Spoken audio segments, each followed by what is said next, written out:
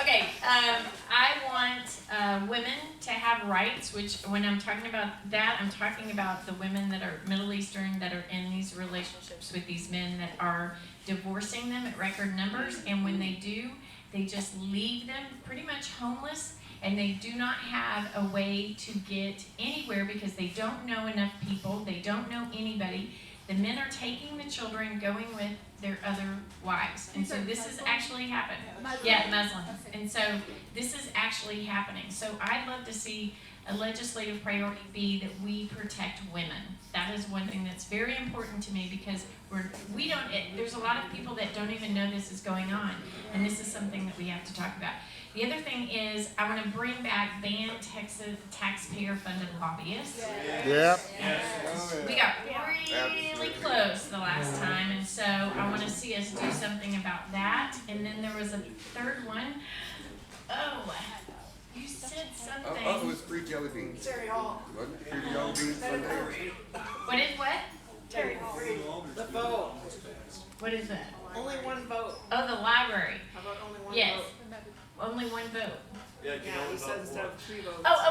Okay, well that's back to election integrity, That's right? good. Okay, but you could wrap that in with election integrity and also cleaning our voter rolls. I'd love to see that under. Clean the swamp. You said that one. Yeah. Clean the swamp is a legislative priority. All right, we have a question right here. That's Christina Drew. So we hear a lot about Rule 44, and it's a great tool that we have as Little G grassroots to have some impact on these R's that betray us. But before Rule 44, we have Rule 43. Rule 43 says, just for those of you that haven't read it, as a candidate, when you get on the ballot, you're supposed to review the priorities, the platform, and the principles, and then you're supposed to sign it if you agree with it. You can mark out things that you don't, submit that to the county party. They're supposed to upload it to the website if they have one, and if not, they have to keep one on file. Well, I'll tell you, there's a county chair that is in a county that starts with the letter S, that when I went on the ballot, I was prepared to submit my platform, signed and ready to go in, and he says, oh, we don't do that here.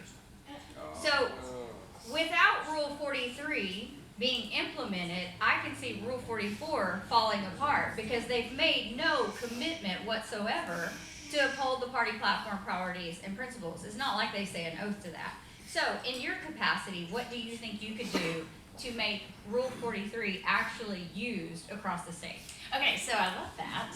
I love that. That is very good. So, as chair, we're the ones that would be the ones that would say to your county chairs.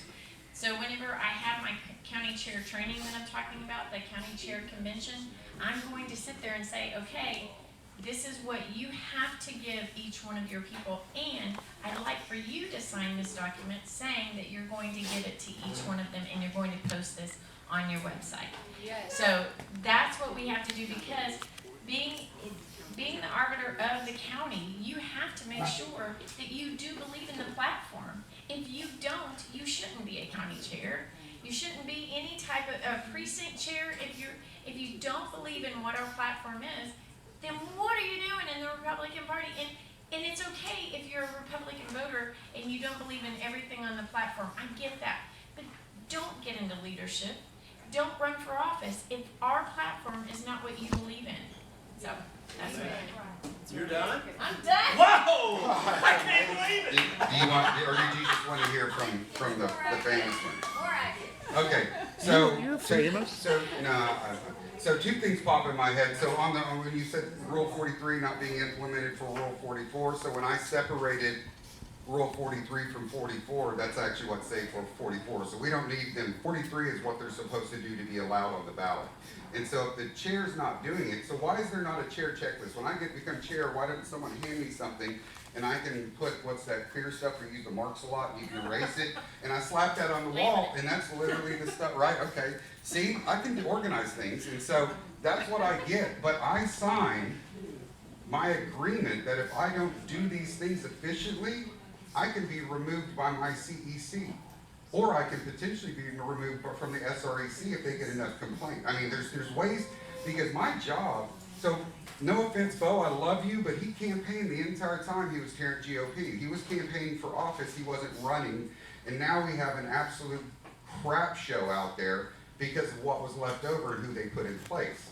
And so, if there's an agreement between them and the county to do these things, and they don't, they should be removable in some manner from both top and bottom, I believe, because a powerful county chair can intimidate the hell out of his PCs. And if you don't have some nut job like me, no one's gonna do anything. But I'll do it from any angle. I'm good. It's kind of like, well, we won't even go there. Next. Next question? Do we have That another? was a question, well, it's to everybody. Oh, okay.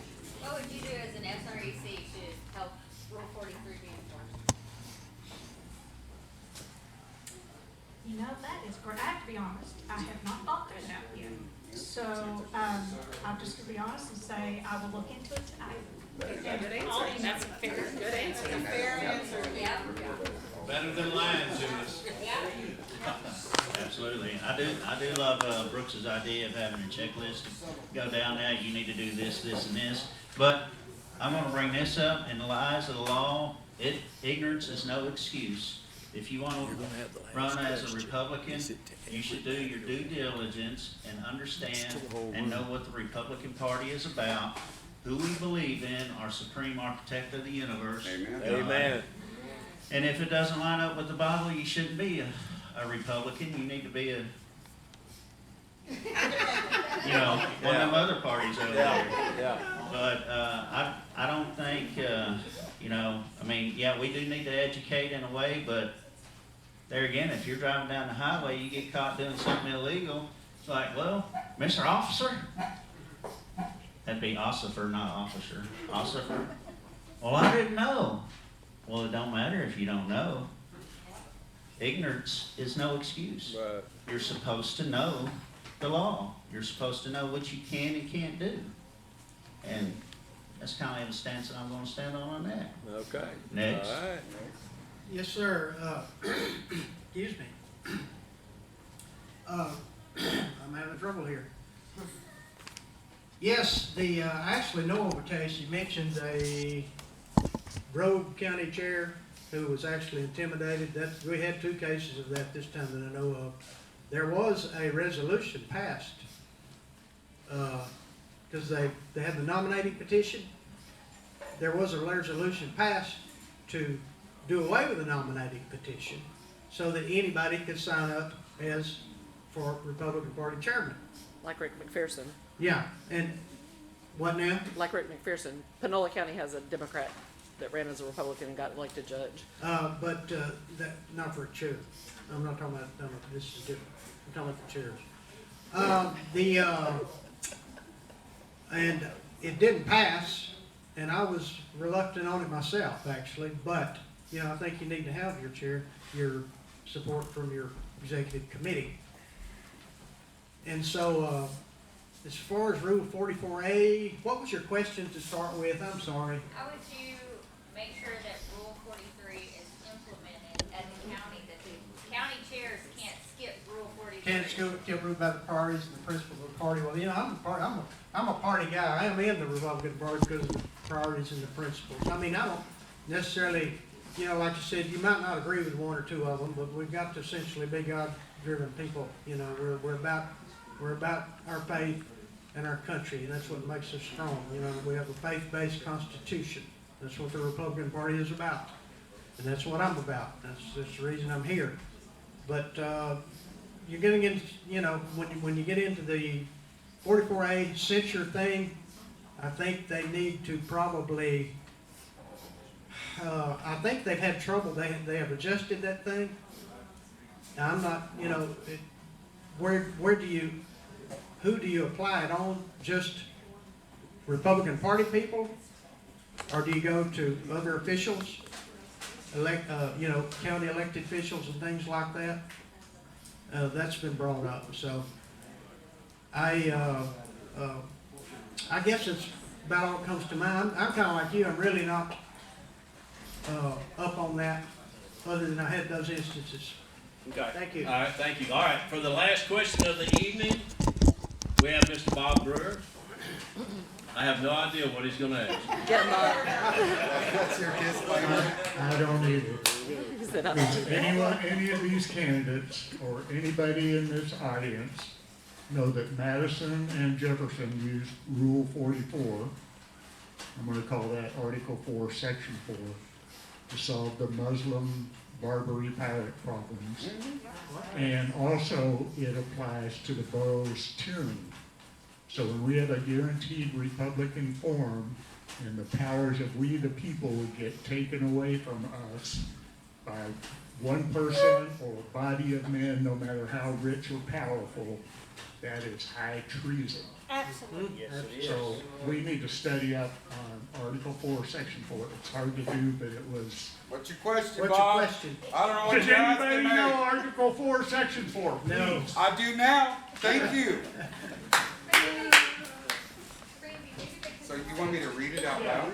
I'm not reading this, Bob. I'm not It's a on one crack. sentence. Can you even see that? It's one sentence. The United States shall guarantee to every state in this union a republican form of government and shall protect each of them against invasion and on application of the legislature or of the executive when the legislature cannot be convened against domestic violence. And we have lots of Invasion domestic is violence. Invasion of rights. Oh, we're getting invaded everywhere. We have an Islamic invasion, we have an Indian invasion, we have a Mexican invasion, we have an invasion of liberals, we have an invasion of trannies, we have an invasion of baby killers, we have an invasion of all kinds of stuff, and we should wipe them out in a very not threatening, not physical call to action kind of way. It's a legal way. I get it, Bob. All right. Thank y'all so much. Y'all give them a round of applause. It has been it's intriguing to hear all this. So, we're going to give each one of them 1 minute. How long? 1 minute. Jay, And you're going to give your closing thoughts, please. Okay. I'm excited to be your RPT chair. I know the job and I know what can be done and I know that I can do it. I also would love for your endorsement.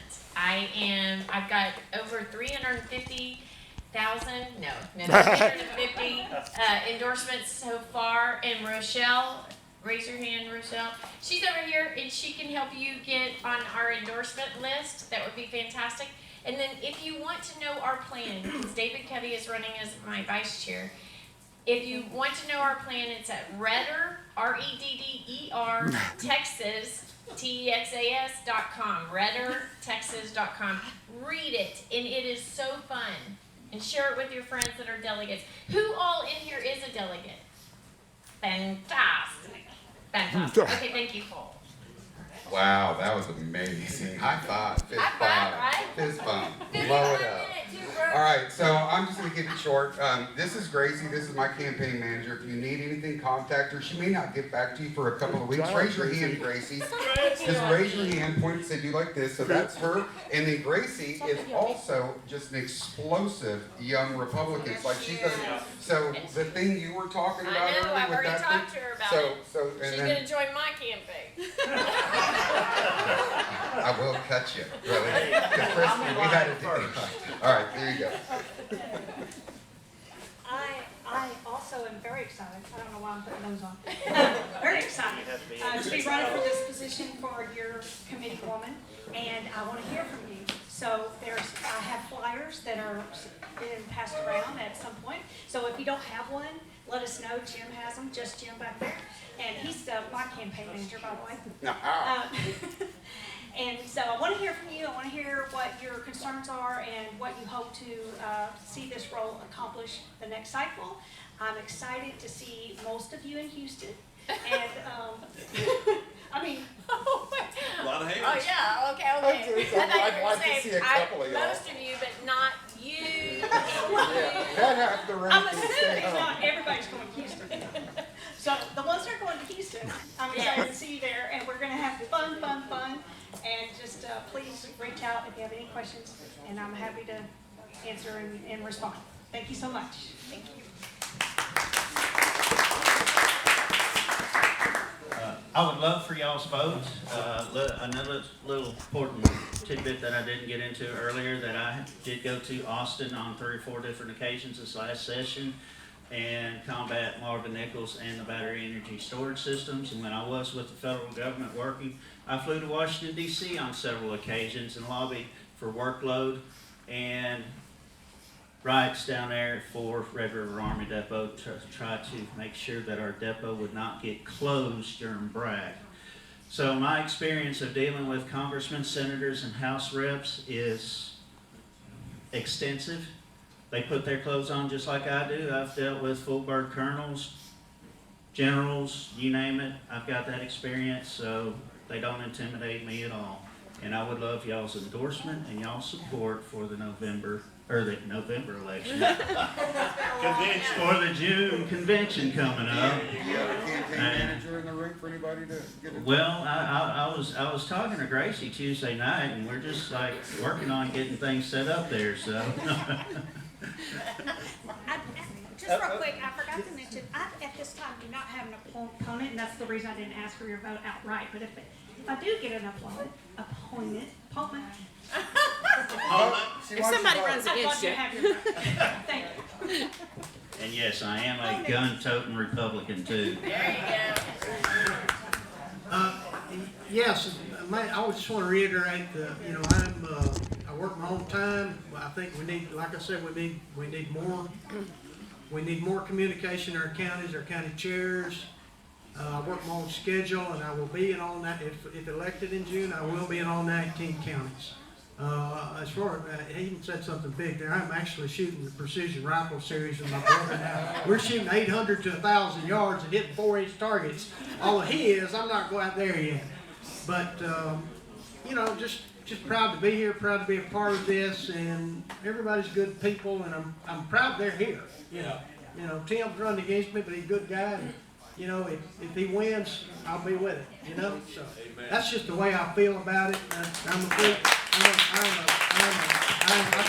American, I am Texan, and I am East Texan as There you go. There you go. Thank y'all all. All right, y'all give them a round of applause.